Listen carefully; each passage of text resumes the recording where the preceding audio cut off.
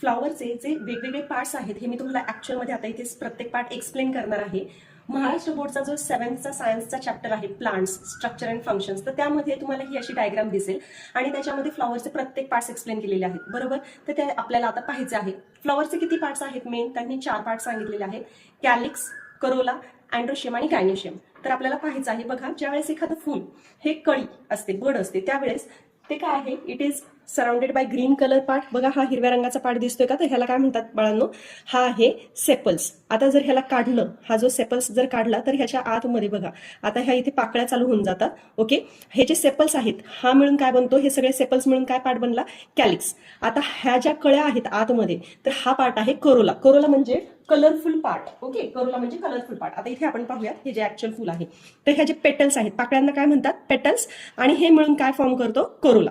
आता ह्याच्यानंतर 2 पार्ट्स येतात, एक आहे अँड्रोशियम आणि गायनोशियम. तर अँड्रोशियम जो आहे हा मेल रिप्रोडक्टिव्ह पार्ट आहे. ठीक आहे, मेल रिप्रोडक्टिव्ह पार्ट आहे, त्याला आपण स्टेमेन म्हणतो. तर स्टेमेनमध्ये 2 पार्ट्स येतात,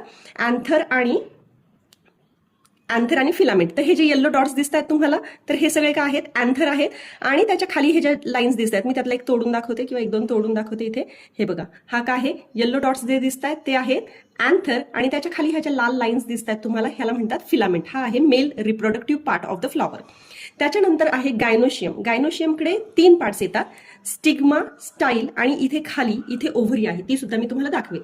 ओके, आता इथे रेड कलरचे हे जे डॉट्स दिसतात ना, रेड कलर हे, तर हे आहेत स्टिग्मा. हे थोडेसे चिकट असतात. आता ज्या वेळेस हे अँथर जे आहेत हे मॅच्युअर होतात, त्यावेळेस हे बस्ट होतात, फुटतात, आणि ह्याच्यातून पोलन ग्रेन्स रिलीज होतात. बघा आता माझ्या हातावर येलो कलरचे डॉट्स लागलेत, तुम्हाला क्लिअर दिसतात की नाही माहित नाही, बट हे येलो डॉट्स आहेत ना, हे असे नंतर येऊन ह्या स्टिग्मावर चिटकतात. ओके, हा पार्ट आहे स्टिग्मा, ह्याच्यावर चिटकतात ते. आणि त्याच्या खालचा हा एक जो मी आता तोडते, ह्याच्या खाली ही जी लाईन दिसते ही आहे स्टाईल, स्टिग्मा आणि स्टाईल. त्याच्यानंतर इथे खाली तुम्हाला ही ट्यूब दिसते, ही जी ट्यूब दिसते, तर हे जे पोलन ग्रेन्स आहेत ह्या ट्यूब मधून खाली येतात. खाली काय आहे, फिमेल रिप्रोडक्टिव्ह पार्ट आहे. मी आता ह्या पाकळ्या सर्व काढून टाकते. खाली आहे female reproductive part, ovary. Okay, खाली आहे रिप्रोडक्टिव्ह पार्ट ओव्हरी फिमेलचा, गायनोशियमचा आपण पाहतोय. बघा ही काय आहे, खाली गोलाकार थोडासा दिसेल तुम्हाला, थोडासा बल्जी पोर्शन, तर ही आहे ओव्हरी. आता मी ही कट करून दाखवते, तर त्याच्या आतमध्ये दिसतील तुम्हाला ओव्ह्यूल्स, असे छोटे छोटे डॉट्स दिसतील, बॉल्स टाईप दिसेल. Just a minute. ओके, थांबा, हे बघा ही आहे ओव्हरी ऍक्च्युअलमध्ये. आता हे बघा ही आहे ओव्हरी. ओके, आता ही जर आपण तोडली तर ह्याच्या आतमध्ये छोटे छोटे, तुम्ही ऍक्च्युअलमध्ये सुद्धा फूल आणून जवळून पाहू शकता, दिसत आहेत का इथे येल्लो डॉट्स.